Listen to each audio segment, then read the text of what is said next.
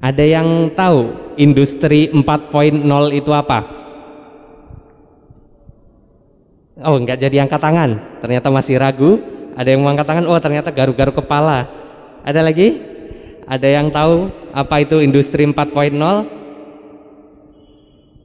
Ya, mungkin memang belum diajarkan di sekolah ya. Saya pun baru belajar industri 4.0. Oh, betul juga. Wah, ternyata di sini ada hadiah nih. Nanti siapa yang paling aktif, kita ada hadiah dari Delogi. Nanti saya harap kawan-kawan mau berpartisipasi aktif untuk selama mengikuti acara ini ya.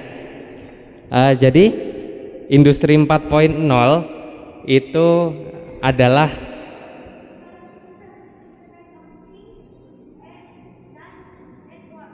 Oke, betul sekali. Belajar dari mana, Dek?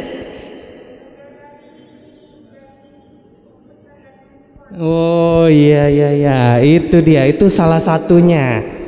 Jadi dulu waktu bapak-bapak kalian masih kecil, nggak ada handphone, nggak ada komputer, kita belajarnya itu di perpustakaan. Itu pun bukunya nggak lengkap, bahasa Inggris pula, susah belajarnya. Tapi zaman sekarang di industri 4.0 ini semua informasi itu bisa kita peroleh. Informasi bisa kita peroleh, kita tinggal buka internet, kita mau mencari apa nih? Misalkan cara membetulkan sepeda, banyak itu di internet, informasi bisa kita belajar dari situ. Kalau dulu kita punya sepeda dan nggak tahu cara membetulkannya, kita bingung, kita nyari bukunya pun kadang nggak jelas. Tapi sekarang tutorial atau apa-apa itu semua bisa diperoleh di internet. Itulah yang sedang terjadi saat ini. Perubahan-perubahan dan perkembangan teknologi di era industri saat ini pun mempengaruhi faktor-faktor industri, kayak di pabrik-pabrik, perkantoran, semua itu sekarang dalam masa industri 4.0. Saya akan jelaskan industri itu berkembangnya seperti apa. Tahun 1784 kita masih dijajah sama Belanda nih. Itu adalah era industri 1.0. Itu diawali oleh mekanisasi, terus peneliti-peneliti pada zaman itu dia menemukan mesin uap yang menghasilkan energi untuk menggerakkan alat-alat mereka. Mungkin kereta api dulu masih pakai mesin uap atau apa. Nah, itu pada tahun 1784 itu sudah kurang lebih 290 tahun yang lalu. Pada tahun 1870 kita sudah memasuki industri 2.0. Industri 2.0 ini, pabrik-pabrik ini sudah mampu memproduksi barang-barang itu secara besar-besaran. Mungkin orang mulai bikin mobil besar-besaran. Mungkin zaman dulu mobil baru ditemukan, sekarang mobil itu udah diproduksi dalam sehari. Mereka udah bisa memproduksi ratusan mobil, dijual keliaran di jalan mobil-mobilnya itu. Itu tahun 1870 itu sudah industri-industri, nggak hanya mobil aja, semua produk-produk yang diproduksi secara besar-besaran itu udah dari tahun segitu. Nah, pada tahun 1969 ini Indonesia sudah merdeka di sini ya. Kita sudah memasuki industri 3.0. Industri 3.0 itu dimulai oleh era automasi. Jadi semua itu mulai serba otomatis. Ditemukannya komputer dan alat-alat elektronik. Jadi komputer-komputer itu baru ada itu sekitar tahun 1969. Komputer baru ada. Nah, hari ini, saat ini juga kita sudah memasuki industri 4.0. Seperti yang dijelaskan adik tadi, sudah memasuki era di mana ada cyber physical system, Internet of Things dan network. Zaman sekarang itu sangat berbeda dengan zaman dulu. Zaman sekarang itu dengan network kita bisa berbagi informasi kemanapun. Kita yang saat ini sedang berdiri di Masjid Bukit Indah Sukajadi, diambil foto kita dikirim ke Amerika pun orang Amerika bisa lihat kita sekarang lagi ada kegiatan. Itu pentingnya pengaruh network dalam kehidupan sehari-hari sangat besar. Semuanya itu dengan network itu kita lihat kalau adik-adik sekalian punya orang tua yang bekerja di industri seperti di Muka Kuning, di Panbil dan di area-area industri lainnya, di dalam kantor atau perusahaan pabrik mereka itu semuanya sekarang itu sudah menggunakan sistem network. Jadi bapak-bapak kalian pada saat bekerja mungkin cukup melihat komputer, mereka bisa melihat mesin mana yang sedang bekerja, mesin mana yang lagi rusak dan butuh perbaikan, semua bisa dilihat oleh sistem. Next.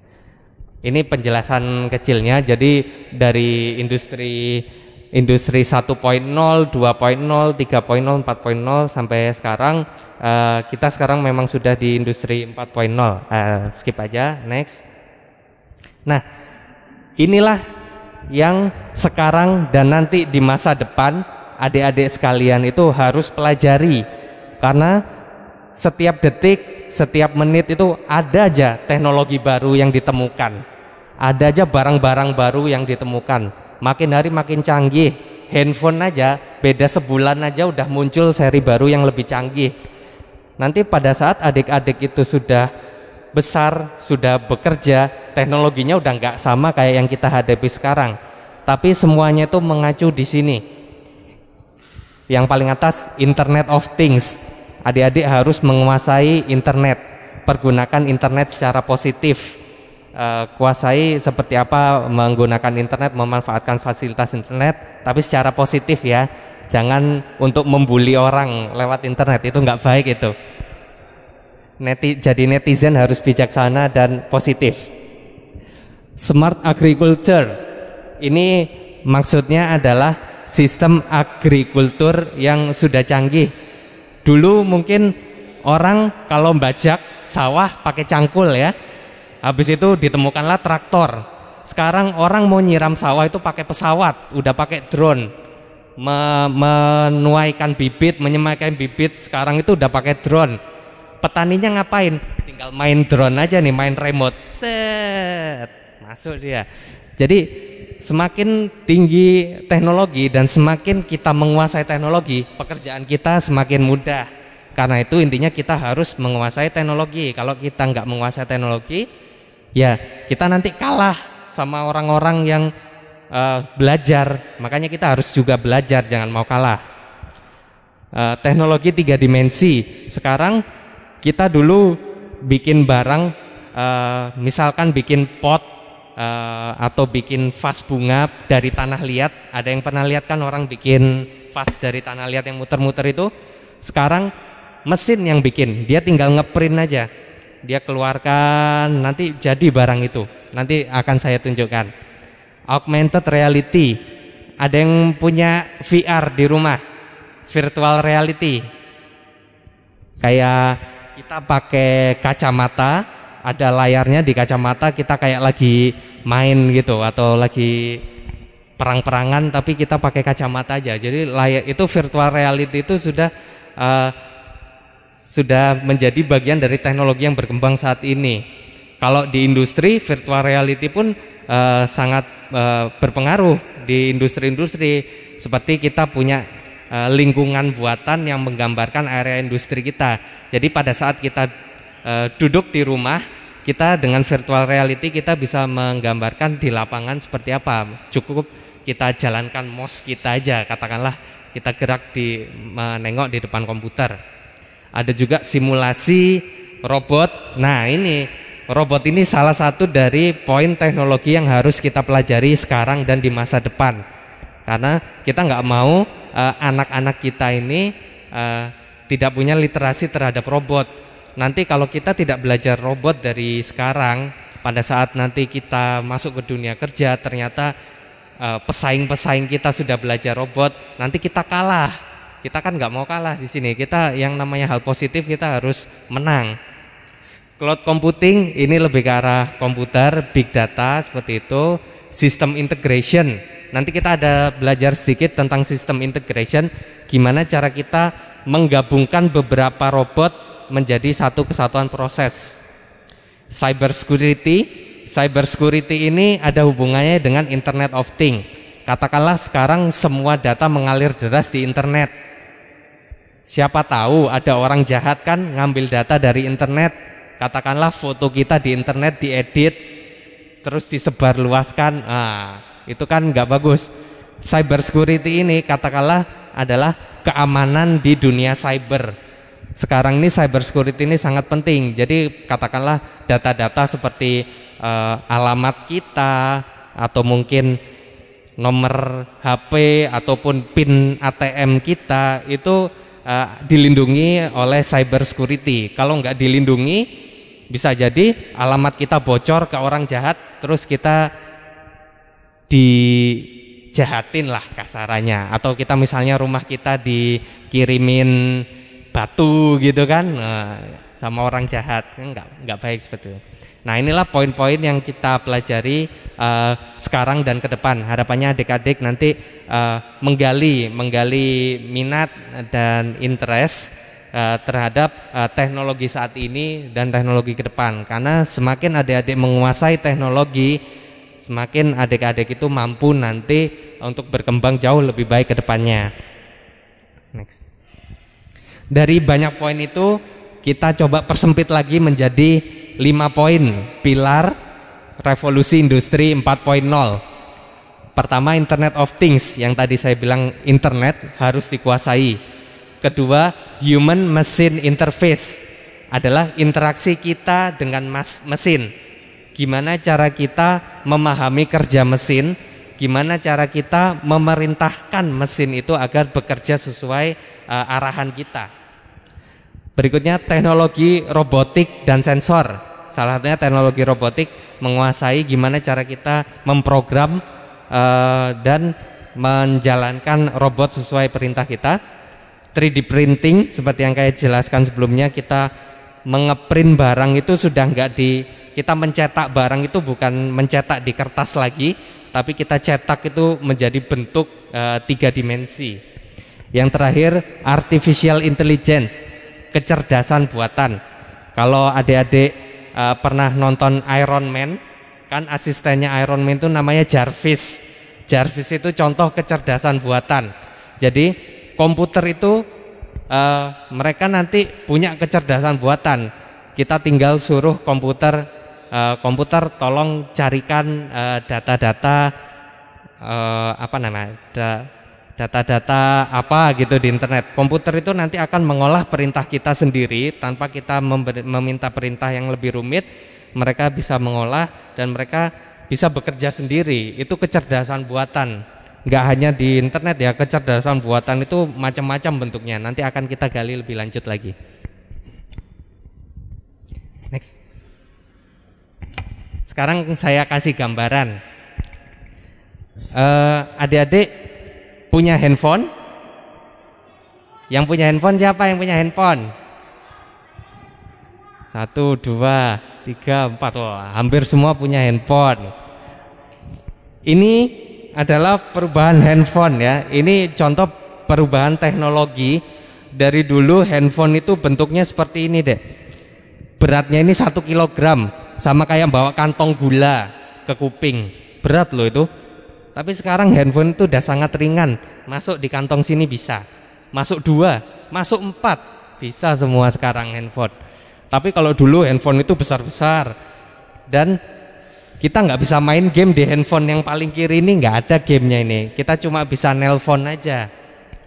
Bergerak, teknologi semakin maju, sekitar tahun 2000-an, handphone sudah seperti ini bentuknya.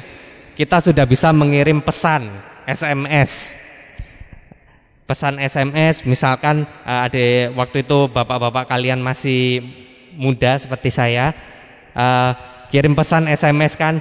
Bu, saya sudah pulang sekolah, tolong dijemput. Nah, seperti itu. Makin ke sini SMS nggak kepake lagi. Di sini handphone udah semakin canggih. Kita sekarang pakai aplikasi seperti WhatsApp, aplikasi seperti Line dan aplikasi-aplikasi lainnya. Itu menandakan bahwa dalam kurun waktu kurang dari 20 tahun aja teknologi itu berkembangnya udah sangat pesat, dan teknologi lama pun sudah ditinggalkan. Kalau kita diem-diem aja, kita nggak ngikuti perkembangan teknologi, pasti kita ketinggalan. Karena itu kita harus memperkaya literasi kita terhadap teknologi. Berikutnya saya contohkan lagi. Ada yang tahu warna ini gambar apa? Gambar apa? Yang ini gambar apa nih?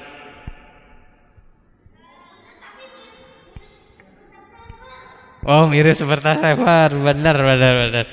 Jadi ini tahun 60-an komputer ini tuh satu komputer sebesar ini. Dia ada berapa lemari nih? 1, 2, 3, 4, habis 4, 5 ya. 3, 4, 5 dan seterusnya. Itu tuh komputer sebesar itu CPU-nya itu sebesar itu, satu ruangan. Tapi tahun 90-an dari komputer yang sebesar ini nih, komputer sudah jadi sekecil ini, bisa ditaruh di atas meja. Tahun 90-an ke atas makin canggih lagi, komputer semakin kecil, semakin canggih. Dulu komputer ini nggak berwarna, cuma satu warna aja. Sekarang komputer sudah bisa menampilkan lebih dari berapa ribu warna, pikselnya pun sudah hitungan jutaan piksel seperti itu. Makin kesini akhirnya ditemukan laptop. Dulu komputer yang cuma bisa ditaruh di atas meja, sekarang komputer bisa dibawa-bawa lagi. Kita bisa bawa ke sekolah, kita bisa bawa ke kafe dan ke tempat-tempat lain. Itu perkembangan teknologi. Dalam waktu kurang dari 40 tahun sudah secanggih ini. Sekarang TV. Dulu TV ukurannya besar, TV tabung kita bilangnya ya. TV itu ukurannya besar, TV tabung, gambarnya pun nggak jelas, mengembung-embung sekarang. Sekarang TV ada yang ukurannya udah kayak layar bioskop, besar, warnanya pun hampir menyerupai warna asli. Itu kecanggihan teknologi, salah satu contoh-contoh kecanggihan teknologi yang sekarang sedang kita hadapi. Siapa yang bikin ini? Ilmuwan yang menciptakan. Mereka pun berlomba-lomba untuk menciptakan barang baru, menciptakan teknologi baru untuk bersaing. Mereka itu untuk menang gitu loh, untuk bertahan di derasnya kemajuan teknologi yang sedang dihadapi. Nah, baik, sekarang kita masuk robot. Menurut adik-adik sekalian, ini gambar apa nih? Yang paling sini gambar apa nih? Paling kiri robot. Yang warna merah siapa nih? Robot atau orang? Robot atau orang? Orang. Isinya kan ada orang. Terus yang warna kuning apa nih? Bumblebee, benar. Ini robot yang bisa jadi mobil ya. Yang paling besar ini apa nih? Gundam. Oke, karena kita sama-sama punya hobi main robot ya. Nah, ini adalah robot-robot yang biasa adik lihat di TV. Ini robot yang biasa adik lihat di TV. Di situ nggak kelihatan, di sini aja, duduk di tengah aja, tapi ikuti tanda yang ada di lantai ya. Nanti ketutupan tiang, sampean nonton tiang, mana kelihatan. Duduknya sesuaikan dengan tanda di lantai ya. Kita tetap disiplin menjalankan protokol kesehatan biar acara ini bisa berjalan dengan baik tanpa ada kendala apapun. Ini robot yang biasa kalian lihat di TV tadi itu. Nah, yang akan kita pelajari adalah robot yang nyata, yang benar-benar ada, yang benar-benar berperan dalam kehidupan manusia. Robot-robot yang dipakai entah di pabrik, dipakai di mall, dipakai di kampus dan di tempat-tempat lain. Nanti kita akan jelaskan robot itu. Jadi dulu orang ngerakit mobil, ngerakit mobil yang besar, mobil yang kita pakai ini orang yang ngerakit. Dia masang kursinya, masang setirnya, masang sound systemnya dan berbagai aksesorisnya, bannya, itu masih dilakukan orang. Sekarang kita lihat yang warna kuning itu semuanya robot. Nggak ada orang yang masang sama sekali. Iya benar, robotnya seperti ini. Robot-robot yang sekarang ada di pabrik-pabrik itu seperti ini. Kita namakan ini robot yang menjalankan pekerjaan kita manusia. Next. Nah, coba dimainkan yang di atas. Di atas ini contoh robot yang merakit mobil nih, kecil gambarnya, aslinya robotnya tinggi, besar. Nah, kita lihat gimana robot-robot ini dia ngangkat pintu mobil yang berat itu tapi bisa enteng-enteng aja. Kita ngangkat pintu mobil aja gotong royong. Dengan kemampuan mereka, kecepatan mereka, nggak salah lah. Sekarang dalam satu hari ribuan mobil itu diproduksi. Ratusan mobil itu nambah di jalanan dan kemacetan pun bertambah. Itu nggak salah karena teknologinya udah maju.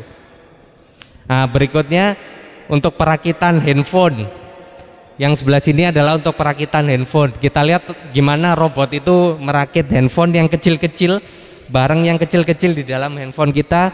Robot itu bisa lakukan dengan presisi, dengan akurat. Dia nggak meleset merakitnya, nggak jatuh barangnya. Masih ada juga dengan teknologi yang mungkin agak-agak konvensional seperti minuman nih, di manufacturing. Botol-botol minuman ini kayak gimana sih jadinya? Itu pun ada robot di pabrik mereka memproduksi minuman dan lain-lain. Nah, berikutnya ini robotnya ini yang panen buah-buahan nih. Jadi kita punya perkebunan yang luas, kita nggak sibuk-sibuk lagi kita ngambil buahnya untuk panen. Tinggal diambil sama robot, digunting, masuk keranjang. Petaninya di mana? Main handphone, ambil duduk-duduk. Kan enak kalau kita sudah menguasai robot. Ini robot untuk industri di perminyakan, di pengeboran minyak seperti ini. Nah, berikutnya untuk packing, ada juga teknologinya untuk mempacking makanan ya, permen Yupi lah.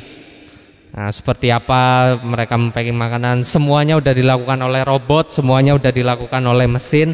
Karena itu kita semua harus bisa membuat robot, membuat mesin seperti itu. Ini contohnya nih, robot-robot besar-besar, mobilnya segini, robotnya segini. Nah, ini besar kali nih. Ini yang sekarang ada dan terjadi di industri saat ini. Next. Ini yang kita katakan robot. Ini yang akan kita pelajari saat ini. Robot-robot ini mungkin bentuknya nggak kayak manusia ya, beda kayak robot-robot di TV. Robot-robot ini bentuknya itu cuma kayak tangan manusia. Mulai dari sendi. Seperti ini bentuknya, seperti tangan manusia robot itu. Itu karena kita sebagai manusia pun kita banyak bekerja menggunakan tangan. Kita memasak Indomie, kita bikin kopi, atau kita makan, kita semua pakai tangan. Karena itu robot ini adalah ciptaan manusia untuk menggantikan pekerjaan yang dilakukan oleh manusia. Jadi manusia banyak bekerja menggunakan tangan, diciptakanlah robot tangan seperti ini. Kita bilang ini robotic arm, bahasa Inggrisnya seperti itu. Cuma saya masih medok. Next. Ini ada video gimana robot itu bisa bekerja menjalankan berbagai macam pekerjaan robot nih. Contoh pick and place, memindahkan barang. Nah, Robot ambil barangnya, dipindahkan, masuk lagi.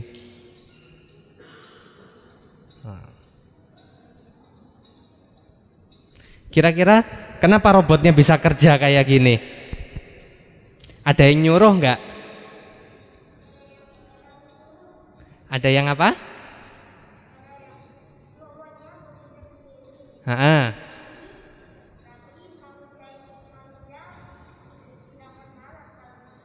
Ya.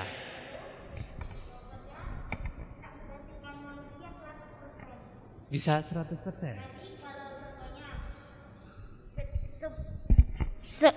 Sebuah robot sedang memetik buah tanpa bantuan manusia. Jadi petaninya kayak main handphone, main Mobile Legends. Iya. Betul sekali. Jadi sebenarnya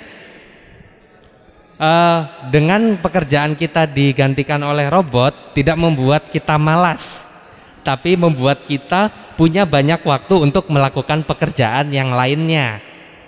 Nah, kalau misalkan tadi robot itu metik buah, kita nunggu robot itu metik buah, tapi untuk jual buah kita yang harus jualan buah, ya deh ya. Manusia tetap bekerja untuk jual buah, tawar menawar. Kita jual 10.000, yang beli minta 8.000, nggak bisa, turun lagi 9.000. Nah, seperti itu nggak bisa robot seperti itu. Jadi meskipun robot itu sudah canggih, tetap ada keterbatasan, tetap ada peran manusia yang tidak bisa digantikan oleh robot seperti itu. Ini contohnya robot di industri itu, pekerjaan yang mereka kerjakan itu sudah berbagai macam lah, banyak sekali. Ini memudahkan pekerjaan manusia, bukan menggantikan pekerjaan manusia. Next lagi. Ini video yang lainnya.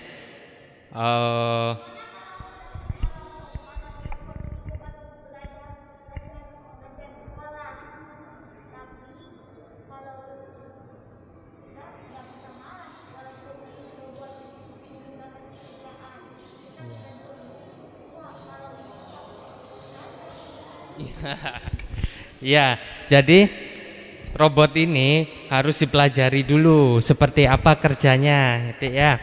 Nanti di sini akan kita tampilkan lah seperti apa kita memprogram robot, seperti peraga yang ada di depan ini. Nanti akan kita jelaskan lagi. Nextnya gitu.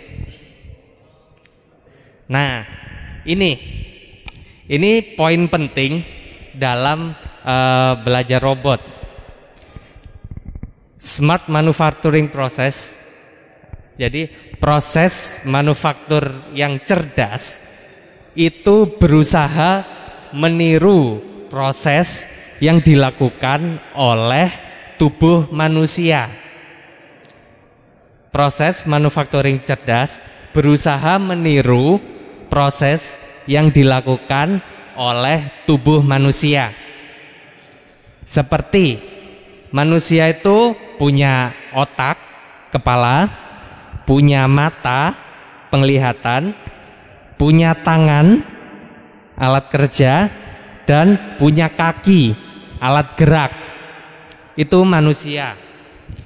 Jadi robot yang ada sekarang ini, mereka itu berusaha meniru apa yang ada dalam manusia, karena robot ciptaan manusia.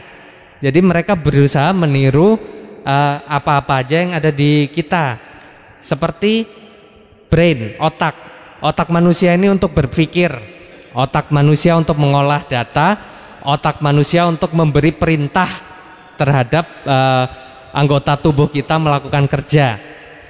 Robot pun seperti itu. Nanti mereka itu punya kecerdasan buatan untuk memproses perintah menjadi kerja.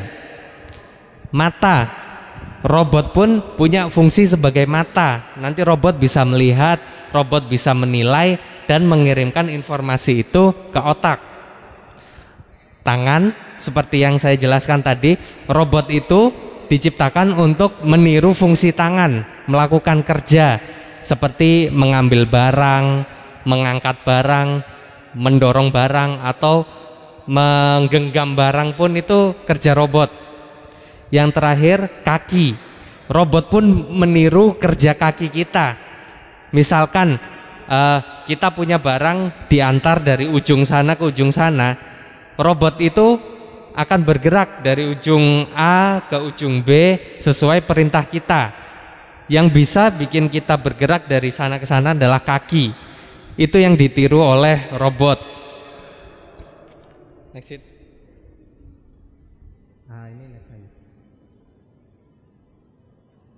Nah ini contoh nih ya, di dunia ini robot nih udah kayak mobil-mobilan.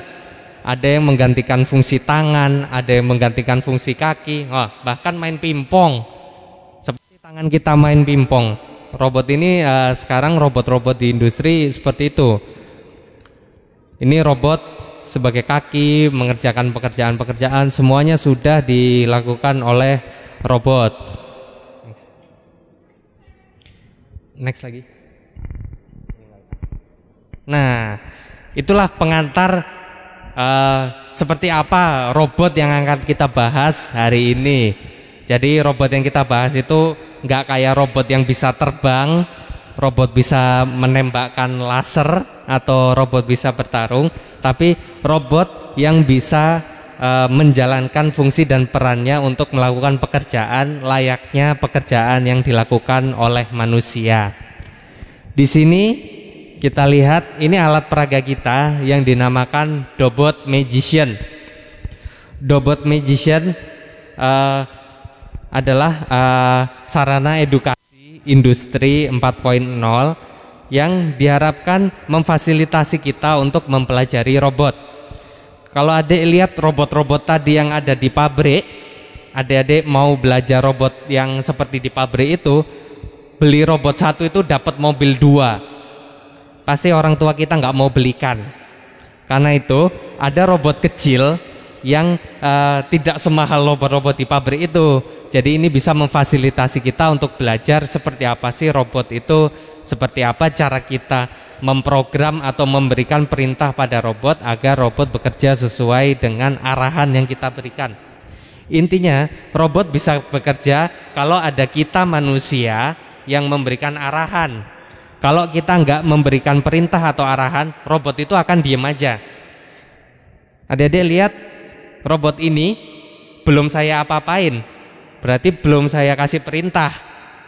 Dia diem aja kayak gini dari tadi. Sebenarnya dia diem nunggu saya suruh apa kayak gitu kan. Tapi karena saya masih belum perintah, dia diem aja. Tapi pada saat nanti saya sudah memberikan perintah dia untuk bergerak, dia akan bergerak sesuai dengan perintah kita. Bedanya robot itu nggak nolak perintah kita. Mungkin kita baru bangun tidur nih sama ibu kita, tolong belikan gula di warung.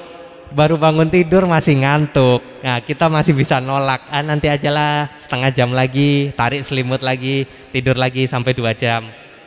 Tapi kalau robot, kita suruh ambilkan gula di lemari, saat itu juga robot akan menjalankan perintah yang kita berikan ke mereka.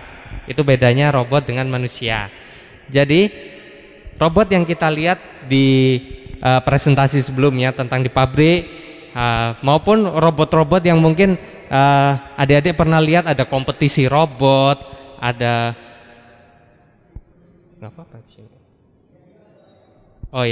ada kompetisi robot maupun lomba-lomba robot yang balapan seperti yang di kiri itu. Ini robot hanya untuk sekedar senang-senang saja. Kita di sini ingin belajar robot bukan untuk senang-senang saja. Selain senang-senang, kita ingin robot itu membantu kehidupan kita. Kita ingin robot ini mempermudah pekerjaan kita. Gimana caranya supaya robot mempermudah pekerjaan kita adalah ya kita ajarkan mereka satu hal untuk mereka kerjakan, dan mereka akan bisa kerjakan itu 100 kali, 1000 kali, 2000 kali, berkali-kali tanpa ada gangguan. Karena selama robot ini terhubung dengan sumber daya, dia bisa bekerja berkali-kali.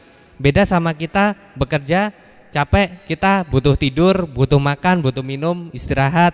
Tapi kalau robot, selama kita masih colok sama listrik, nah dia bisa bekerja terus-terusan. berkali-kali dan nggak salah karena perintahnya dari awal dia hanya mengerjakan perintah yang kita minta saja.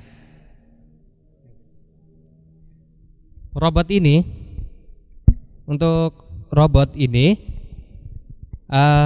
sebenarnya banyak fitur-fiturnya.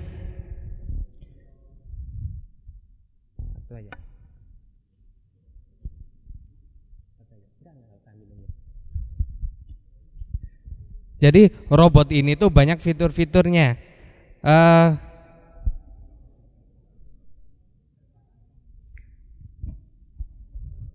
Jadi robot ini tuh yang membedakan adalah ujungnya.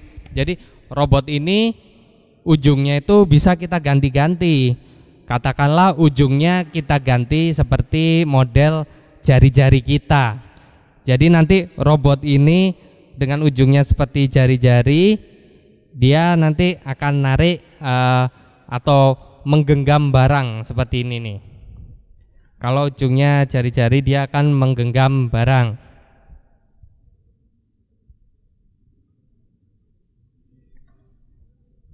Ada juga ujungnya kita ganti vakum. Adik-adik tahu vakum? Apa itu vakum cleaner? Penyedot debu yang dilakukan menyedot untuk apa? Vakum menghisap debu, benar.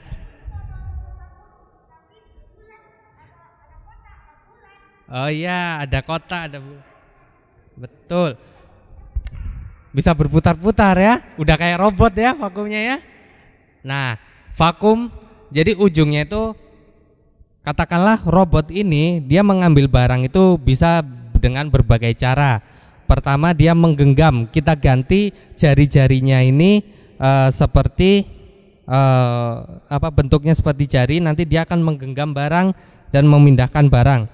Yang kedua bentuknya seperti vakum atau penyedot. Contoh nih, ini ada kertas di sini ya. Saya punya sedotan. Gimana cara saya memindahkan kertas pakai sedotan? Ada yang bisa jawab? Ini ada sedotan, ini ada kertas. Gimana cara saya mengangkat kertas ini menggunakan sedotan? Gimana, Dek? Dengan robot. Dengan robot. Dengan robot. Belum. Ini masih saya yang pakai. Robotnya masih diam aja nih, masih belum ngapa-ngapain. Nah, dengan vakum. Bukan? Yakin dengan jawabannya? Jadi salah satunya selain kita memindahkan barang dengan menggenggam, kita juga bisa memindahkan barang dengan vakum. Vakum itu menyedot. Katakanlah penyedot debu. Saya mau memindahkan kertas ini. Nah, saya gini kan nggak bisa nih pindah. Tapi kalau saya sedot kertasnya, angkat kan, meskipun nggak pindah lah, kurang kuat sedotannya. Seperti itu. Jadi sama robot ini, dia ini selain kita pakai fungsi penggenggam, nanti kita bisa pakai fungsi vakum untuk menyedot barang ini, memindahkan barang ke tempat lain. Intinya nggak boleh ada kebocoran. Fitur-fitur lainnya di robot ini bisa untuk menulis. Nanti ujungnya itu kita bisa kasih bolpen. Nanti kita perintahkan dia untuk menulis apa, dia bisa nanti menulis. Nah, dia akan bergerak sesuai perintah kita. Ada juga fitur seperti laser. Kita bisa nih mengukir pakai laser nanti. Robot ini nanti ujungnya bisa kita ganti dengan tembakan laser untuk mengukir atau membuat gambar menggunakan ukiran laser. Fitur-fitur lainnya banyak seperti joystick. Jadi kita bisa menggerakkan robot ini dengan seperti joystick, seperti stick PS kayak gitu, maupun lain-lainnya. Ada juga fitur untuk 3 dimensi. Iya betul. Tapi kalau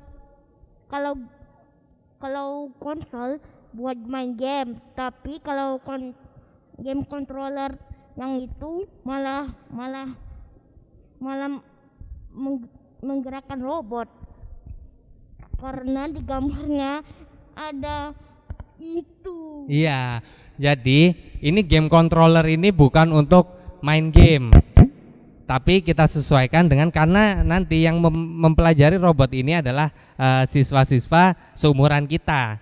Pasti kita semua masih seneng lah main game ya, bapak-bapak kita udah jarang main game. Kalau kita nanti kita bisa mengontrol robot ini dengan menggunakan joystick seperti stick PS ini. Jadi kita bisa gerakkan maju, mundur, naik, turun, goyang-goyang dengan menggunakan game controller. Untuk memprogram robot ini nanti kalau adik-adik mengembangkan lagi kemampuan di bahasa pemrograman, robot ini itu kompatibel dengan semua bahasa pemrograman. Mungkin adik-adik nanti kalau sudah kuliah atau mungkin di SMA sudah ada pendidikan komputer ya. Ada yang udah SMA? Ini yang besar-besar kayaknya SMA ya. Ada yang udah kuliah? Wah, ada juga yang sudah kuliah ya. Nah, jadi nanti di pendidikan tingkat lanjut nanti adik-adik mungkin belajar di elektronika, di IT, informatika maupun di teknik perangkat lunak dan lain-lain. Itu adik-adik bisa belajar bahasa pemrograman. Bahasa pemrograman ini tuh gimana cara kita menerjemahkan perintah-perintah kita atau menerjemahkan bahasa kita ke bahasa yang dipahami oleh robot.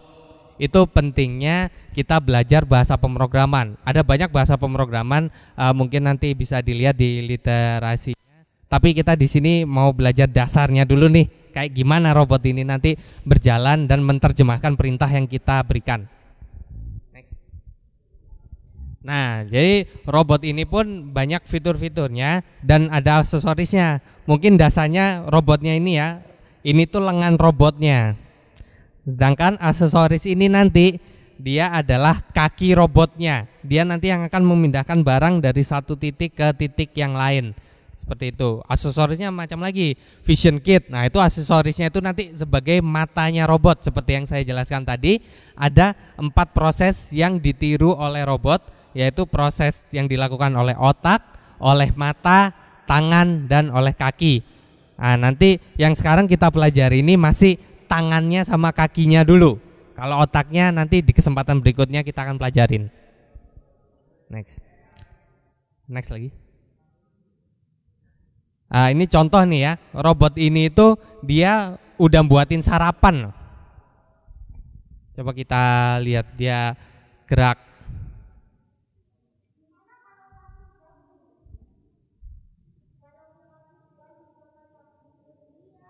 Mengasuh bayi. Bisa. Jadi katakanlah adik-adik punya baby bouncer. Misalnya ada yang punya adik masih bayi, ditidurkan di ranjang bayi yang bisa digoyang-goyang. Robot ini tuh dia bisa goyang-goyangkan bayi ranjang itu, nggak capek. Mungkin sampai pagi itu robot itu bisa goyang-goyangkan itu selama terhubung dengan listrik. Nah, ini contohnya nih robotnya, dia menyiapkan sarapan, mengambil barang. Ini semua perintah yang diberikan oleh manusia, robot tinggal menjalankannya. Next kid.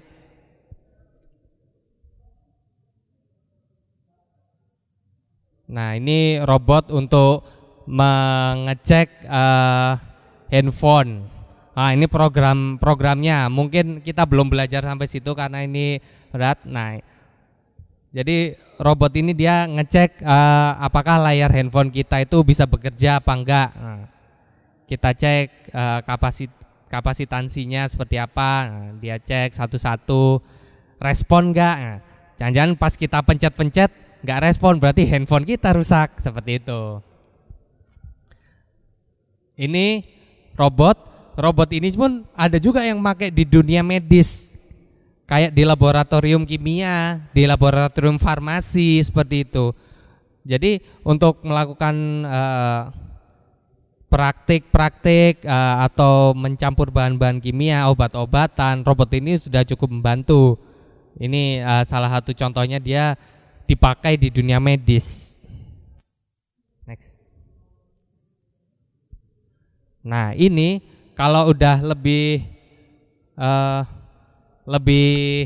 canggih lagi nanti robot-robot ini, pembelajaran kita kalau semakin maju ke depan nanti kita bisa pelajari nggak cuma satu robot aja, 1, 2, 3 robot nanti mereka akan bekerja sama satu sama lain untuk menjalankan suatu pekerjaan. Katakanlah memindahkan kotak-kotak ini, ada robot 1, 2, nah, robotnya ada yang robot yang gerak-gerak untuk mengantarkan barang dari satu titik ke titik yang lainnya, seperti itu. Nanti itu yang akan kita pelajari mulai dari dasarnya, nanti kita dari tingkat dasar ke tingkat menengah sampai kita tingkat mahir. Jadi kita memahami seperti apa proses yang terjadi di robot, dan kita memiliki gambaran seperti apa sih di dunia yang sebenarnya, di dunia robotik yang sebenarnya di pabrik-pabrik itu. Next it. Ini next saja ini.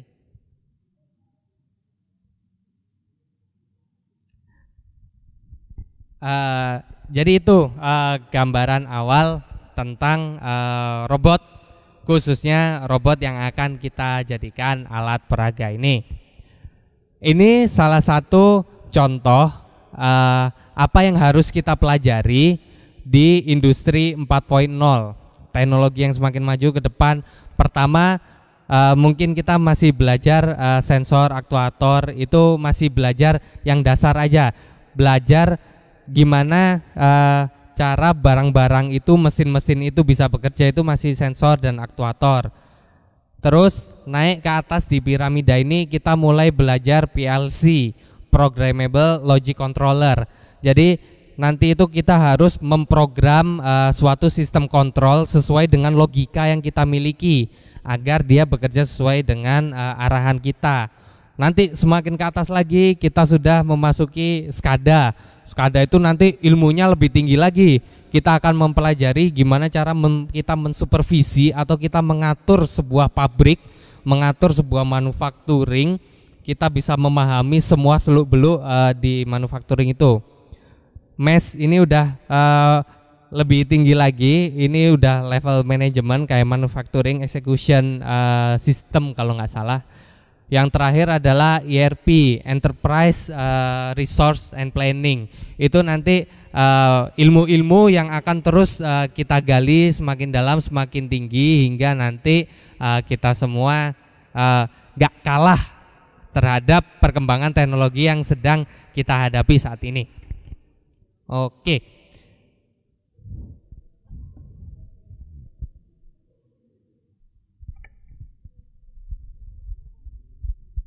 Sampai sini ada pertanyaan? Ada yang mau ditanyakan? Kalau enggak, kita mau praktek nih sekarang nih. Apa langsung praktek aja nih? Kita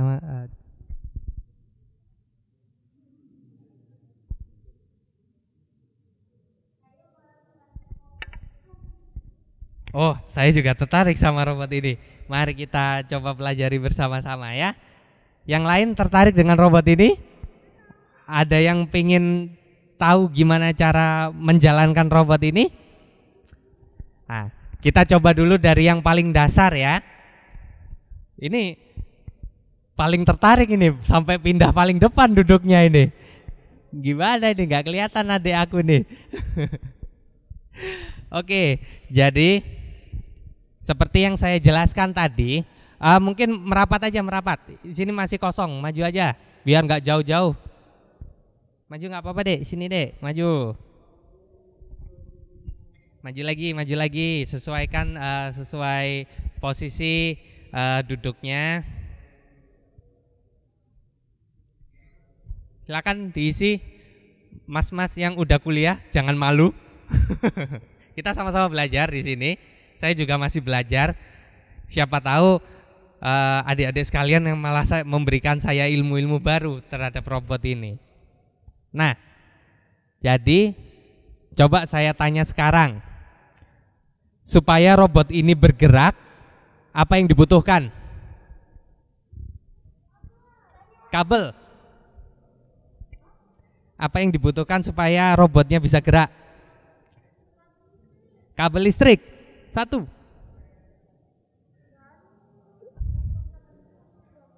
Bahasa pemrograman. 2. Ada lagi? Kira-kira butuh apa nih? Masih belum bisa gerak nih kalau cuma 2 itu. Kontrol. 3. Wifi. 4. Wah, bener semua nih yang paling depan nih, pasti menyimak dengan sangat baik nih. Ada lagi? Apa lagi biar ini bisa gerak nih? Kasih apa? Kasih uang, kasih apa nih biar mau gerak nih robotnya? Jadi itu semua benar. Itu semua syarat-syarat untuk kita bisa menjalankan mesin. Seperti pertama, kabel listrik. Itu syarat utama adalah ada sumber daya, ada energi. Sama seperti kita bisa bergerak, kita sumber dayanya dari makanan. Ya, dari makanan, dari minuman, itu sumber daya kita. Kalau robot sumber dayanya kabel listrik nih, nempel ke tembok. Dia bisa bergerak. Nah, jadi di robot itu ada yang namanya mati ya. Sebentar ya.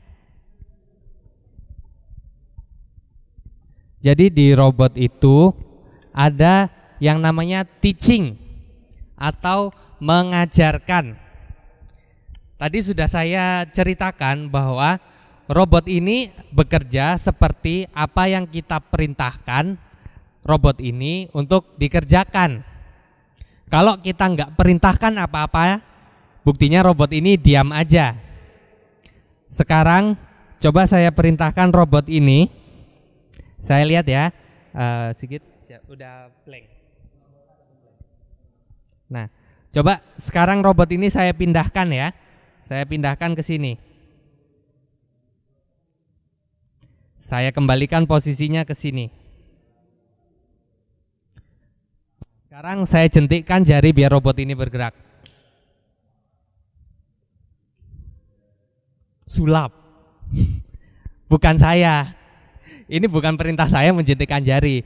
Jadi perintah yang saya berikan sudah diproses oleh komputer di sini. Jadi Mas Sigit inilah sebenarnya yang memasukkan perintahnya. Saya cuma peraga saja. Jadi tadi saya memberikan perintah robot ini bergerak dari titik ini ke titik ini, lalu kembali ke titik semula. Seperti yang akan bergerak seperti ini lagi. Gerakkan gitu. Gerakkan. Seperti ini. Itu apa yang saya perintahkan tadi. Sekarang saya tambahkan perintahnya. Jadi nanti robotnya geraknya kayak gimana? Ke atas dan ke bawah. Tapi saya masih punya perintah yang pertama, ke kanan dan kembali. Jadi saya menambahkan perintahnya, bukan menggantikan perintahnya. Jadi coba dimainkan lagi Mas Sigit. Dia ke sana, ke sana. Oh, nggak bisa naik.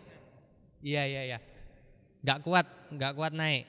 Jadi saya ganti lagi perintahnya, ke bawah, ke atas.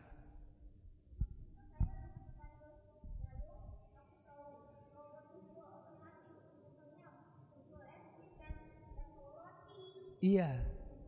Betul. Jadi orang-orang itu sudah memberikan perintah. Tolong robot buatkan es krim. Nah, tolong robot buatkan roti. Seperti itu. Nah, ini perintahnya saya ganti. Habis itu dia turun, naik. Saya tambahkan lagi perintahnya nih. Setelah kanan, kiri, turun, naik. Sekarang saya tambahkan perintahnya ke kiri, ke bawah, kembali lagi, dan ke posisi semula.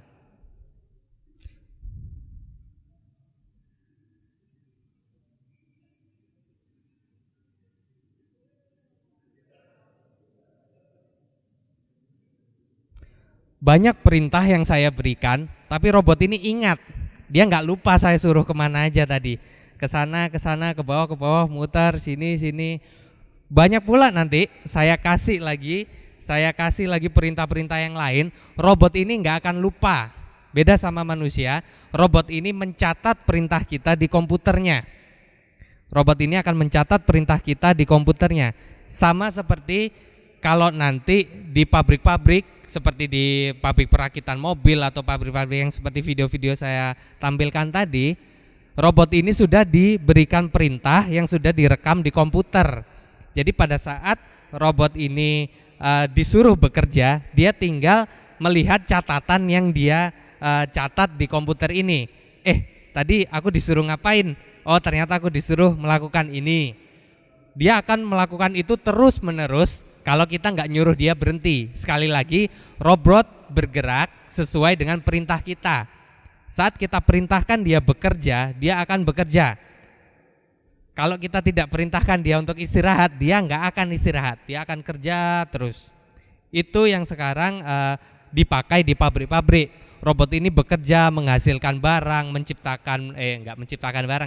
barang, menghasilkan barang. Dia bisa bekerja terus-menerus, berulang-ulang, makanya dia lebih efektif dari manusia. Manusia di sini tinggal mengontrol kerja robot, mengontrol hasilnya seperti apa, dan mengontrol perubahan-perubahan nanti seperti apa agar robot ini kerjanya lebih efektif lagi, seperti itu. Nah, di sini coba ada yang mau nyoba gak ngajarin robot ini? Satu, berdua. Berdua ini dulu ya. Ini emang mentalnya paling kuat nih yang berdua depan ini. Jadi adik-adik yang lain nggak kelihatan. Sini, adik berdiri di sini. Berdiri di sini. Oke. Jadi kalau adik mau ngajarin robot ini gerak, tekan ini dulu. Setelah ditekan, coba pindahkan ke arah yang adik mau. Tahan, ke sini. Satu kali aja, ke sini dulu. Lepas. Udah, tekan lagi. Kemana? Ke sini. Satu kali aja, udah, pas. Coba lagi. Coba dimainkan. Ini perintah pertama. Perintah kedua ke sini tadi. Nah, bedanya robot, kalau kita memberikan perintah, dia hanya bisa memproses perintah satu kali. Satu kali kita kasih perintah, satu kali lagi kita kasih perintah. Jadi nggak bisa kita langsung minta dari sini ke sini ke sini ke sini ke sini. Itu nggak bisa. Jadi kita perintahkan dulu jalan ke titik sini misalkan. Robot itu kasih waktu untuk catat dulu perintahnya. Berikutnya perintahkan untuk bergerak lagi ke sini. Bergerak lagi ke sini. Nah, setiap proses itu, setiap runtutan proses itu, nanti robot itu akan mencatat di memorinya dia, di otaknya dia, perintahnya itu satu persatu. Nanti pada saat dijalankan dia akan merecall atau menarik lagi memorinya untuk menjalankan perintah yang diberikan. Bedanya manusia dengan robot, contoh misalkan nih, kita mau mengangkat botol minum ini. Kita punya botol minum ya. Gantian nih. Siapa yang umurnya sudah di atas 16 tahun? Nggak ada yang ngaku ya. Sama, saya juga masih 15 soalnya. Saya tunjuk aja lah ya. Sini Mas. Masya Allah. Yuk, sini kita praktek dulu nih. Sini lu Mas. Kok duduk? Oke. Siapa namanya Mas? Deva. Mas Deva sekarang saya coba minta tolong Mas Deva pindahkan gelas ini dari sini ke sini. Silakan. Mas Deva sudah melakukan pekerjaan memindahkan gelas dari lantai ke meja. Nah, sekarang Mas Deva minta tolong pindahkan gelas ini dari lantai ke meja. Sama saja kan? Ada berapa pekerjaan yang dilakukan Mas Deva? 2 pekerjaan. Pekerjaannya apa itu? Memindahkan gelas dari lantai ke meja. Sekarang kita lupakan itu. Mas Deva, tolong pindahkan gelas ini dari meja ke lantai. Ada berapa pekerjaan yang dilakukan Mas Deva? 1, yaitu memindahkan dari meja ke lantai. Nah, sekarang kita anggap Mas Deva ini robot ya. Tadi Mas Deva sebagai ini pemuda tampan lah. Sekarang sebagai robot. Kalau Mas Deva robot, saya minta Mas Deva memindahkan gelas ini dari sini ke sini. Kira-kira berapa kali kerja?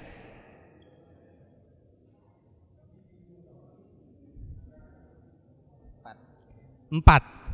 Apa aja itu? 1. Pindah dari sini ke sini. Enggak apa-apa. Sambil pakai mic. 1. Pindahin tangan dari sini ke sini. 1. Pindahkan tangan dari sini ke sini. Ya. 2. Ambil gelas. Ambil gelas. 3. Pindahin gelas ke bawah. Pindahin gelas ke bawah. 4. Lepas. Oke. Itu udah bener. Mas Deva kuliah ya? Enggak. Sekolah. Sekolah di SMA Kartini. SMA Kartini. Jurusan IPS. PS. Jadi logika Mas Deva ini udah benar, udah sesuai dengan logika robot. Kalau manusia menganggap memindahkan gelas dari sini ke sini satu pekerjaan, robot itu menganggap ini 4 pekerjaan berbeda. Pekerjaan pertama, tangan menuju gelas. Pekerjaan kedua, jari menggenggam gelas. Pekerjaan ketiga, pindahkan gelas ke lantai. Pekerjaan keempat, lepaskan jari-jari dari gelas. Itu logika yang bisa diproses robot. Kalau kita bilang robot, pindahkan gelas ke lantai. Kalau kita manusia, kita punya akal pikiran yang jauh lebih baik lagi karena kita makhluk ciptaan Allah. Kita mau memindahkan gelas dari sini ke sini itu nggak sampai 1 detik ya Mas Deva mikirnya ya. Set, selesai. Tapi kalau robot, kita suruh cuma kita kasih perintah pindahkan gelas dari meja ke lantai, robot nggak akan gerak karena perintahnya itu tidak lengkap. Robot harus diperintahkan. Misalkan posisi robot seperti posisi Mas Deva sekarang, robot julurkan tanganmu. Pertama, mungkin sebenarnya lebih dari 4 pekerjaan. Misalkan di posisi saya ya, pekerjaan pertama julurkan tangan. Pekerjaan kedua dekatkan tangan ke gelas. Pekerjaan ketiga buka jari. Keempat tutup jari. Kelima angkat gelas. Keenam pindahkan gelas. Ketujuh letakkan gelas. Kedelapan lepaskan gelas. Robot punya 8 proses yang serupa dengan satu pekerjaan yang dilakukan manusia. Itu logika dari pemrograman. Kita menanamkan logika kita ke robot untuk mengerjakan satu rangkaian pekerjaan sedetil mungkin.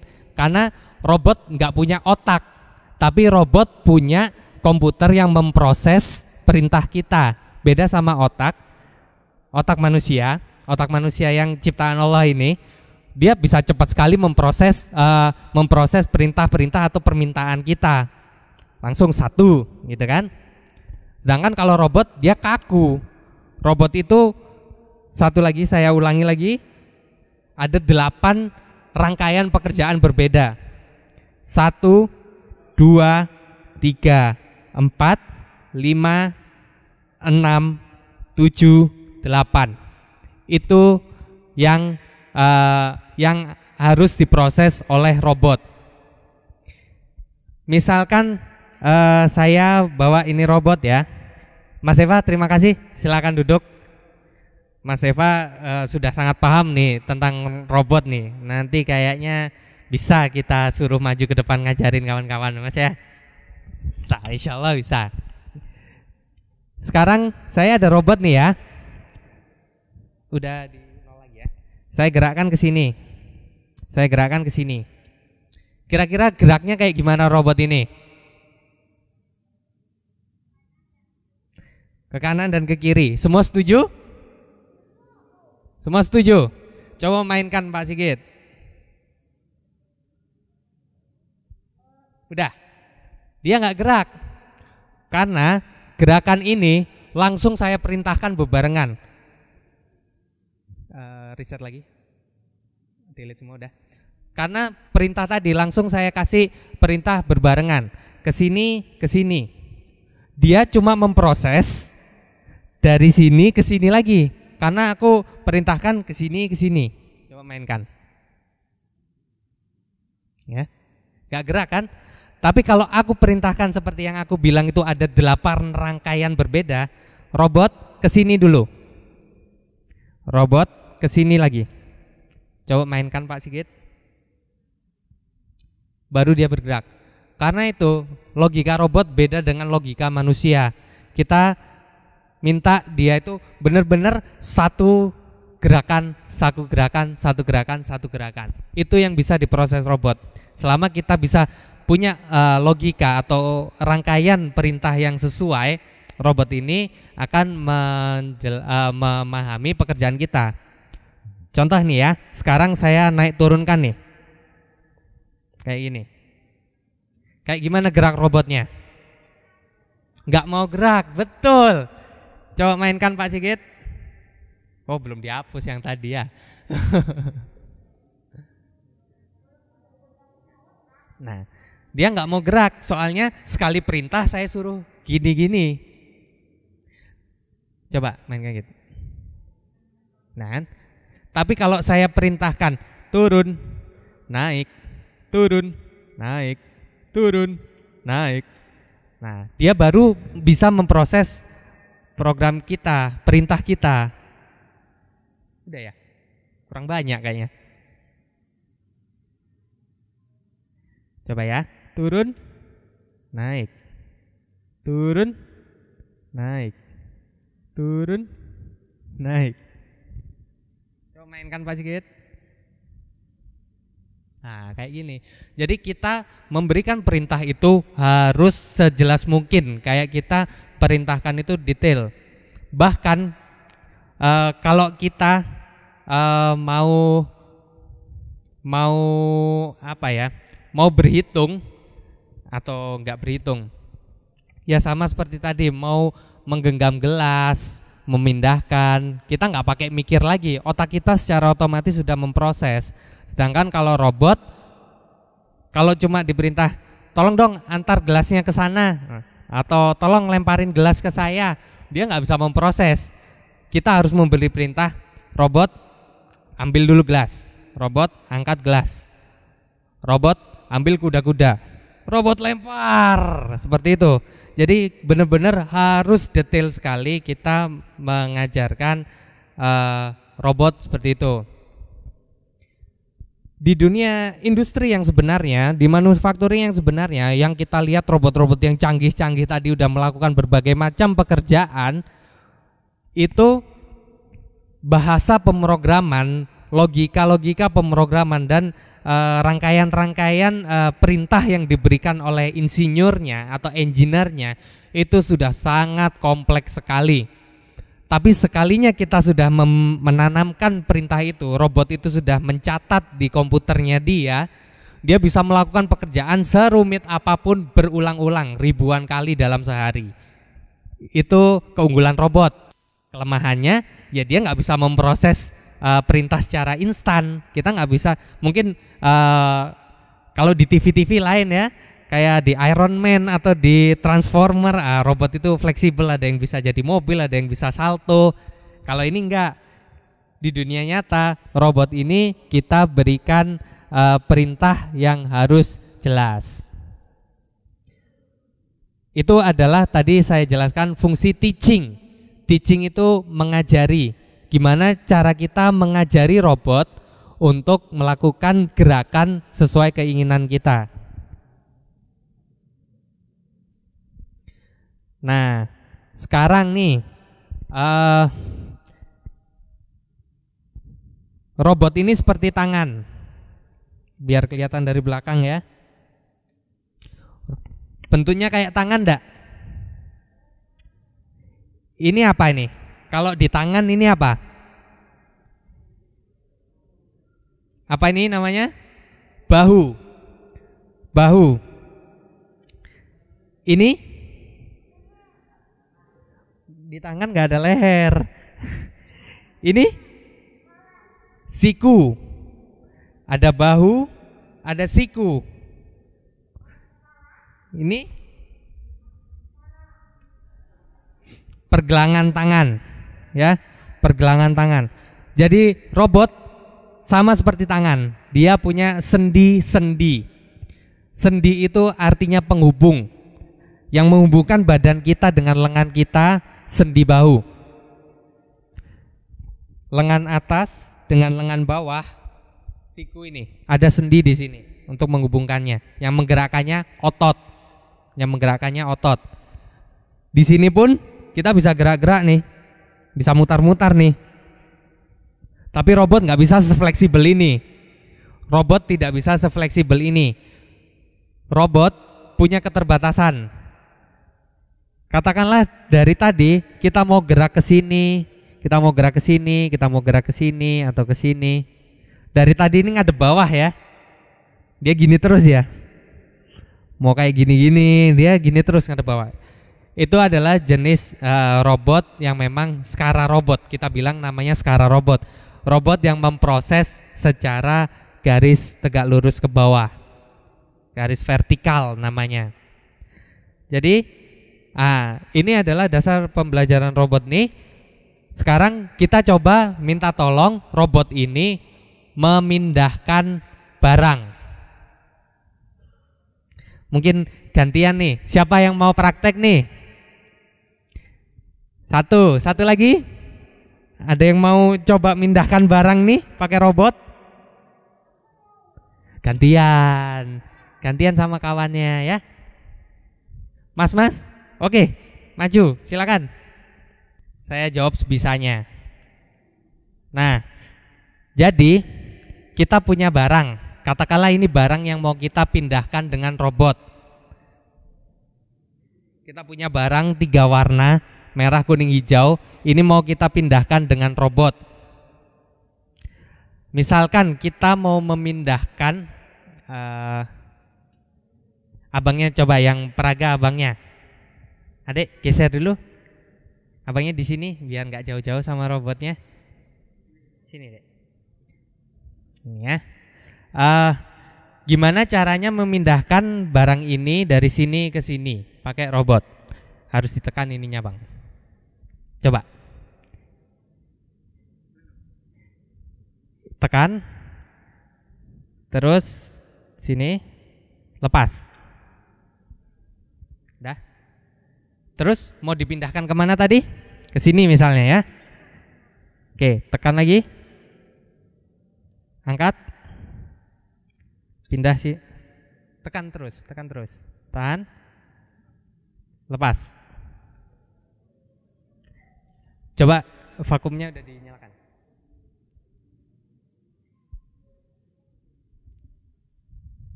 Belum. Oh belum tadi. Ulangi lagi ya. Sekarang kita punya 3 ini.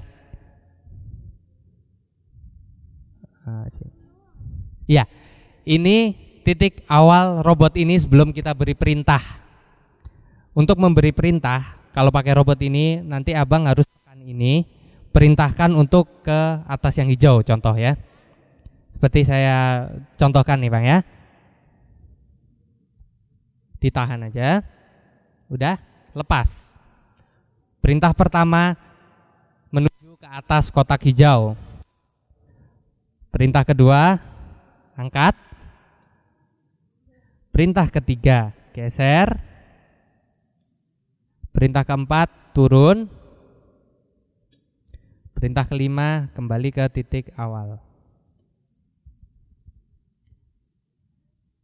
Coba dijalankan di program yang sudah dicatat oleh robot ini.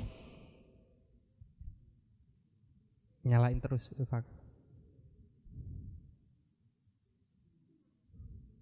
Belum. Jadi programnya udah masuk, diproses dulu. Nah.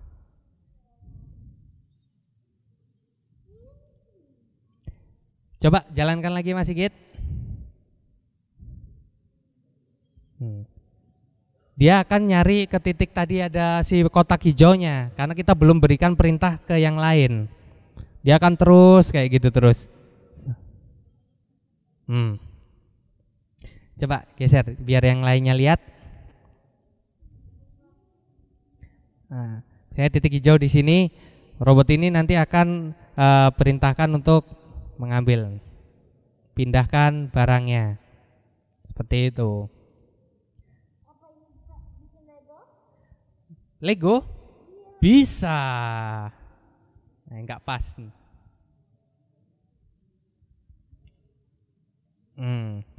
Dia akan berulang-ulang mengambil di titik yang sama seperti yang kita perintahkan. Kita biarin pun dia akan berulang-ulang sampai ribuan kali, mengulang-ulang untuk mengambil di titik yang sama dan meletakkan di titik yang sama. Nah, sekarang coba lagi Bang. Siapa namanya? Bang Fahri, coba lagi. Sekarang kita punya 3 kotak, terserah mau pilih yang mana, pindahkan ke yang mana. Siapa dulu yang mau praktek? Oke, lepas. Dah? Nggak bisa, harus diprogram dulu. Diprogram dulu, hapus dulu semuanya gitu. Iya, nanti kamu kecepit. Hati-hati pegangnya. Jangan di situ. Nah, jarinya jangan di situ. Tangannya masih kekecilan, Nak. Ininya harus tekan. Sini. Lo. Tahan. Tapi kurang lengket. Bukan. Sini sebentar ya. Lepas dulu. Lepas dulu.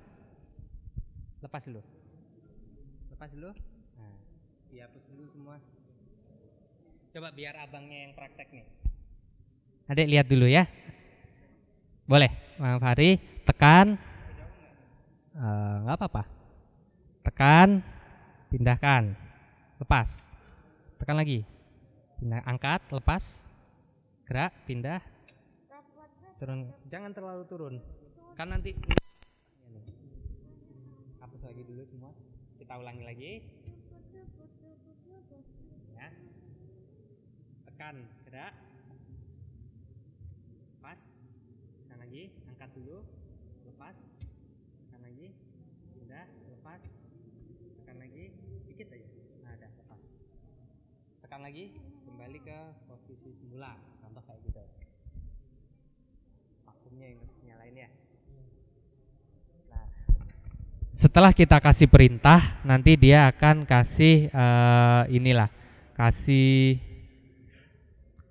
akan diproses apa yang harus dilakukan. Karena ini menggunakan vakum, nanti kita perintahkan dia untuk menyedot. Jadi nggak cuma menyentuh aja, ada sedotnya juga. Oh, kurang pas.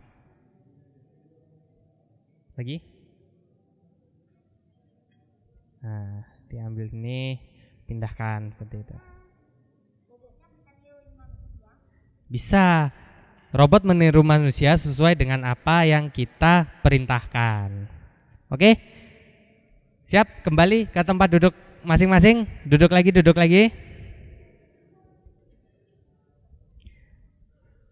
Jadi seperti praktek yang sudah dilakukan Mas Fahri sama adik-adik, terima kasih prakteknya. Saya jelaskan lagi ya.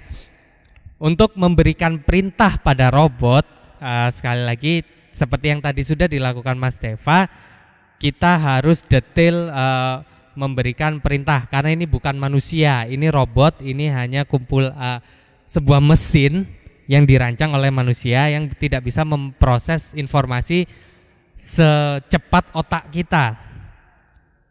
Katakanlah ya, kita mau memindahkan memindahkan barang dari sini, turun dulu dekati barang, baru angkat. Setelah diangkat, pindahkan, turunkan sedikit, balik lagi ke sini. Untuk memindahkan barang dari satu titik ke titik yang lain, kalau kita manusia, geser aja, sap, selesai. Sedangkan kalau robot, turun, naik, pindah, turun, lepas, naik, kembali. Itu bedanya yang kita lakukan dengan yang robot lakukan. Seperti itu. Pengembangannya itu banyak. Harusnya sih kalau waktunya panjang, berhubung sekarang udah 5:30 ya. Maghrib jam berapa ya? Jam 6 lewat. Berhubung waktunya sudah 5:30, sebenarnya itu kita pingin nanti ada pertemuan-pertemuan lanjut. Karena kita baru belajar dasar robot ya. Gimana cara kita mengajari robot itu perintah yang kita berikan. Gimana cara kita memberikan perintah ke robot-robot ini sesuai dengan apa yang kita inginkan. Itu sekali lagi saya kasih nama itu teaching atau mengajari. Gimana kita, teacher itu kan guru ya, teaching itu berarti mengajari, menggurui. Robot ini nggak akan bergerak tanpa ada perintah dari kita, tanpa ada yang mengajari apa yang harus dia lakukan. Kita udah belajar dasarnya, kita bikin robot ini kita berikan perintah seperti apa yang harus robot ini lakukan, seperti memindahkan barang, naik turun, geser-geser, seperti itu. Pengembangannya di dunia industri nanti nggak akan sesimpel itu. Robot itu nggak hanya memindahkan barang aja. Kita punya 3 warna ya, sebagai contoh kita punya 3 warna. Nanti robot ini tuh bisa memisahkan warna-warnanya. Katakanlah pada saat robot itu menerima warna merah, dia akan taruh di kotak warna merah, kotak nomor 1. Saat dia menerima warna kuning, dia akan letakkan di kotak warna kuning. Saat dia menerima kotak warna hijau, dia akan taruh di box atau lemari hijau lah, katakanlah seperti itu. Sebagai contoh, ini saya kasih demonstrasi di sini. Katakanlah merah ini buah tomat, hijau buah apa? Buah apa yang warna hijau? Durian ya? Brokoli. Oh, oke, boleh. Buah tomat. Tomat buah apa sayur? Sayur. Aku juga nggak tahu tomat buah apa sayur. Gini aja. Warna merah tomat apa? Tomat. Hijau brokoli. Kuning kita kasih warna apa nih? Apa warna kuning? Kuning telur. Oke, kuning kita kasih nama telur. Di sini kita mau memisahkan tomat, brokoli sama telur. Jadi nanti pengembangannya kita baru belajar tadi itu mengajari robot itu seperti apa. Tapi kita bisa mengajari robot itu memisahkan warna, memisahkan barang. Kita ajari robot itu menulis, menggambar, dan lain-lain. Contoh nih, seperti saya terangkan tadi, ini tuh kaki. Katakanlah ini konveyor. Konveyor itu kayak rel berjalan lah. Kalau kita pernah ke bandara kan, bagasi kita itu, koper-koper kita nanti diantarkan oleh rel itu. Sama seperti ini. Pertama kita mau memisahkan buah tomat agar dia terpisah dari brokoli dan telur. Jadi pertama kita coba taruh brokoli. Brokoli ini nanti akan diantarkan ke sini. Nanti dia akan berhenti. Tangan akan ngambil.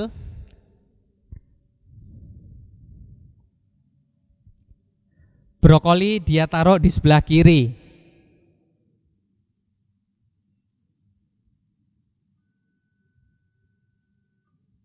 Sekarang apa ini? Kuning.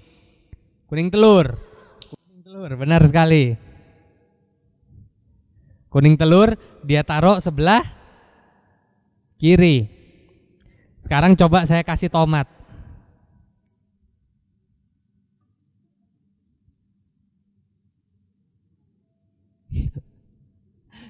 Meleset ternyata. Tomat dia taruh di kanan ternyata. Jadi ternyata dia nggak melakukan gerakan yang berulang-ulang terus seperti saya jelaskan tadi. Kok aneh? Berarti penjelasan saya salah ya? Atau ini sudah diprogram bagaimana kita mau memisahkan tomat dari brokoli dan kuning telur. Warna hijau dia kemana? Kanan kiri? Ternyata dia ke kiri. Coba kita kasih hijau lagi.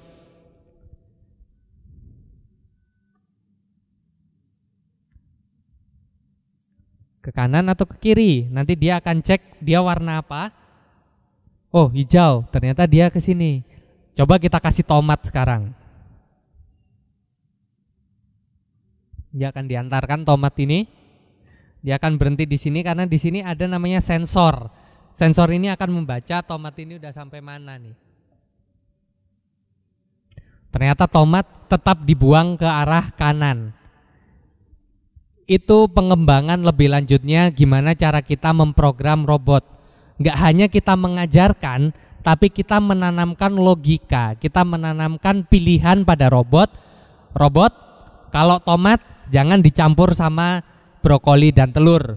Tomat pisahkan sendiri. Kita sudah perintahkan itu, robot nanti tinggal mengeceknya berulang-ulang seperti ini. Contoh sekarang kuning telur. Nggak kena.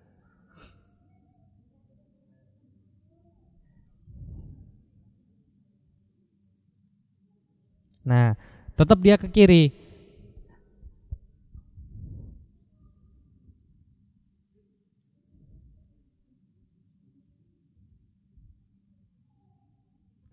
Dia ke kiri lagi karena bukan tomat. Nah, sekarang saatnya giliran tomat nih. Robot ini bakal salah nggak naruh nih. Dia ambil tomatnya, dia cek dulu. Ini tomat bukan ya? Oh, ternyata tomat. Dia buang lagi ke kanan. Habis itu datang lagi nih si telur. Dia ambil lagi, dia cek lagi. Bener nggak ini telur? Nah, dia akan cek, ternyata bener telur. Dia ambilnya ke kiri. Bedanya robot dengan manusia, robot bisa melakukan gerakan yang sama secara berulang-ulang, tidak akan salah. Karena memang perintahnya hanya itu. Beda kalau manusia, mungkin dia udah kerja berjam-jam kerja, lama-lama ngantuk kan, lupa juga akhirnya. Oh, ini tomat, dia lempar ke kiri. Ternyata nyampur sama telur sama brokoli. Itu bedanya manusia dengan robot. Robot bisa melakukan pekerjaan berulang-ulang, pekerjaan yang sama, nggak bosen robot itu, nggak akan ngantuk. Dia apalagi pekerjaan-pekerjaan seperti memisahkan barang, mengantarkan barang, ataupun yang lain-lain, robot bisa melakukan itu berulang-ulang. Beda dengan manusia. Kelemahan robot mengerjakan pekerjaan ini jika ternyata nanti ada perintah baru lagi. Katakanlah nanti tadi kan kita bilang tomat ke kanan, brokoli sama telur ke kiri. Robot udah lakukan itu berkali-kali. Tiba-tiba kita pingin brokoli ke depan aja lah.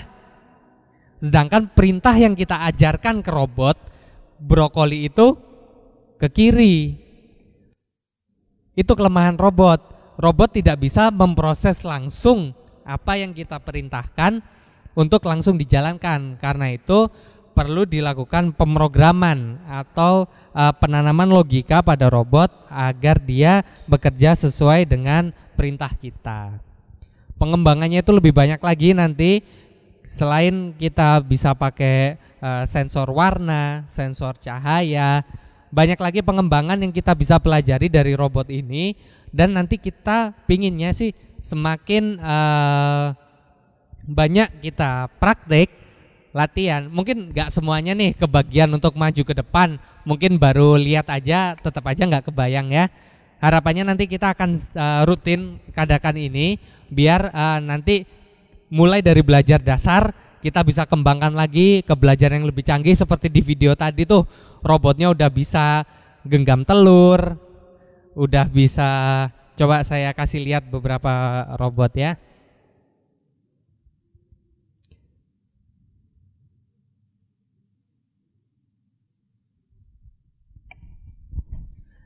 Ini robot yang sama yang sedang kita praktek nih. Dia bisa praktek ngecek titik-titik sentuh di HP. Dia bisa cek. Pengembangannya itu banyak. Ini robot yang sama nih. Dia bisa genggam telur loh. Kalau kita nggak ajari dengan baik, nanti dia genggam telur, pecah telurnya nanti, kercek. Kayak gitu kan. Nah, tapi kalau kita arahkan robot itu untuk bekerja sesuai dengan keinginan kita, dia pasti bisa melakukan pekerjaan yang sama berulang-ulang. Wah, ini tomat yang tadi kita praktik nih. Dia bisa genggam tomat tapi tomatnya nggak sampai hancur. Tomat ya itu. Seperti itu. Pengembangannya banyak lagi. Nah, nanti mungkin belum ada di sini. Robot ini memindahkan barang seperti yang kita lakukan pakai vakum. Lihat gerakannya bisa kita atur, dia mau memindahkan dengan cepat, mau memindahkan dengan lambat, seperti itu. Oke, ada pertanyaan kawan-kawan? Silakan, apakah ada pertanyaan? Atau mungkin tertarik nggak belajar robot? Atau tertarik nggak pertemuan lagi tentang robot? Tertarik? Iya. Pak Yomal, penutup Pak Rafloni, ada? Udah, nggak ada siapa-siapa depan. Oh iyalah. Oke. Nah, ini banyak juga robot ini udah dipakai di berbagai industri. Nah, karena waktu kita terbatas nih, kita pun ingin mengenalkan dulu robot yang bisa adik-adik pakai untuk belajar itu nanti seperti apa. Nanti pada saat kita mempelajari robot lebih dalam, nanti kita pun banyak peluang-peluang yang bisa kita miliki untuk belajar ke depannya. Karena seperti saya jelaskan sebelumnya bahwa teknologi itu berkembang terus. Kalau kita nggak belajar atau mengikuti teknologi yang sedang berjalan saat ini, kalah kita nanti. Ini robot untuk ngerakit mobil, mainan mobil sih. Nah, gimana robotnya ini, dia ngecek mobilnya pakai laser seperti itu. Nah, kira-kira tertarik nggak untuk belajar lebih jauh tentang robot? Tertarik? Tertarik? Pengen nyoba praktek dengan robot? Pertemuan berikutnya datang ya. Nanti insya Allah semua nanti kebagian lah untuk belajar dengan robot, untuk mengembangkan robot lebih dalam lagi kayak ini. Jadi dari robot ini, basic robot ini nanti kita bisa belajar lebih jauh lagi, mungkin tentang mekatronik. Enggak semua, mungkin belum belajar. Kalau sekarang belum belajar, nanti adik-adik di pendidikan yang lebih lanjut bisa belajar lagi tentang mekatronik. Enggak hanya robot, tapi mungkin sistem-sistem di mesin seperti apa, hubungannya dengan industri 4.0 seperti apa.